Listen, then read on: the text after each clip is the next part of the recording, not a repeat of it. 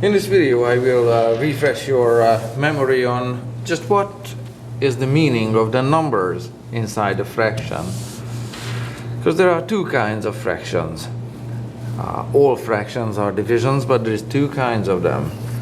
Let's get started. Say on a test, you might score 10 questions correctly out of 12 questions in total. So you score 10 out of 12. In a class, there may be five females,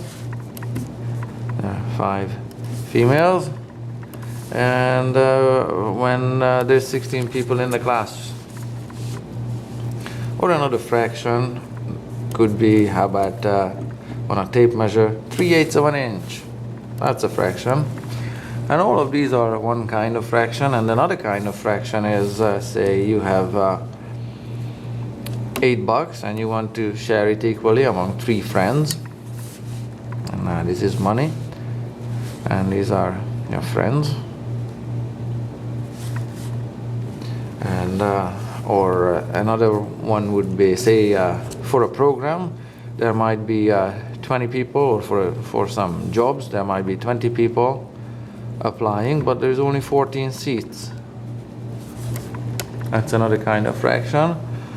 Or say you have $100 and you want to make it last through the whole month, 30 days. What is the difference between these two kinds of fractions? This is one group and this is another group. I'll get you 15 seconds here for quiet thinking time.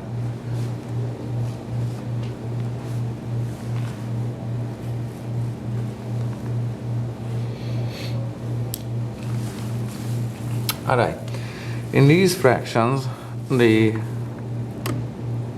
greater numbers are at the bottom and the lower numbers are up top. Whereas on these fractions, it's always the other way around. The greater numbers are up top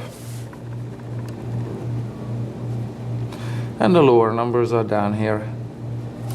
These are improper fractions and these are proper fractions. But what is the difference, real difference, not just in terminology, the meaning? What is the difference in meaning between 3/8 or 8/3? What changed? Well, in these fractions here, on this side, the whole is on the bottom and the parts are up top. In the whole quiz, there are 12 questions and you scored 10 correctly. In a whole inch, there are 8 eighths and 3 are counted, or 3 are important. In a class, there are 16 people in total. This is a total. And this is again parts. 5 people are females, so that's 5 parts out of a total that has 16 parts. On this side, the total, $8, is up here, and the parts are down here. There are 20 people in total up here. Here is the whole group, and the parts are down here. Parts. Or here is $100, that's the whole thing, and the parts are down here.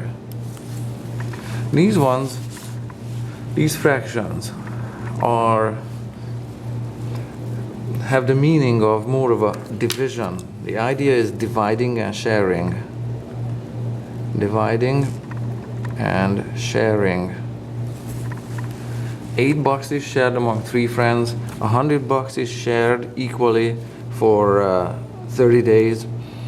And 20 people must share somehow 14 seats if they can. And the idea is always dividing and sharing with these fractions. With these fractions, the idea is not dividing and sharing. The idea is a ratio. a ratio of parts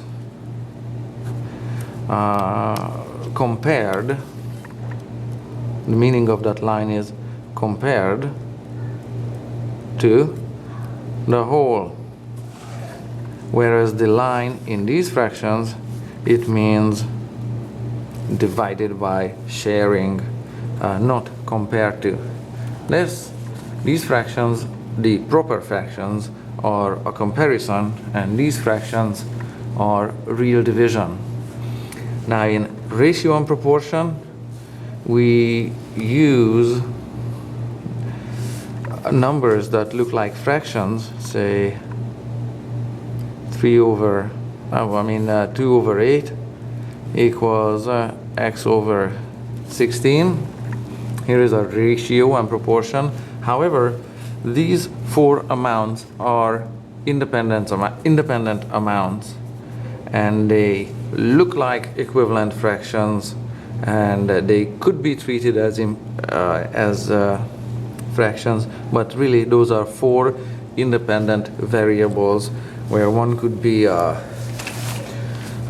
distance, one could be a distance, another one could be speed, and a third one could be distance again, and the fourth one is again speed, whereas 2 different quantities are compared.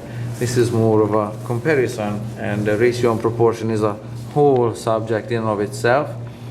But it's very important to keep in mind the meaning of fractions, that it isn't just one kind. And in language, in any language I know, the idea of fractions is not, there aren't too many words for it, and you can only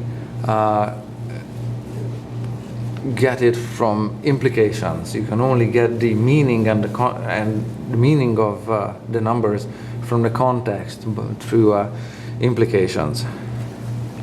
So that's all I wanted to share about fractions now. For the number operations and calculations, when ratio and proportion is coming up, it is important to keep these differences in mind.